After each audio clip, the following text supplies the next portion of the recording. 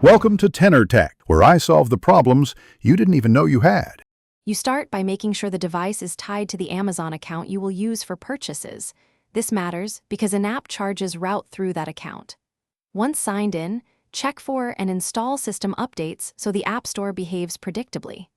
Next, add or confirm a payment method in your Amazon account settings. This is required for buying in-app content. After those prerequisites are done, we move straight into App Store and device settings to enable in-app purchases and authentication. Open the Amazon App Store app and tap the menu, then Settings. This is where in-app purchase controls live. Turn on the option that allows or authorizes in-app purchases. Some Fire OS versions label it in-app purchases or purchases and subscriptions. Make sure you enable purchase authentication and set a 4-digit PIN if prompted. This prevents accidental charges. Once done, confirm the payment method is still active. If the App Store prompts to sign in again, do so immediately so settings apply to your account.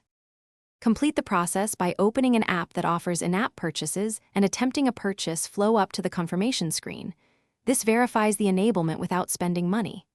If the option is blocked, double-check parental controls in settings, make sure purchases are allowed, and verify the App Store is using the correct Amazon account.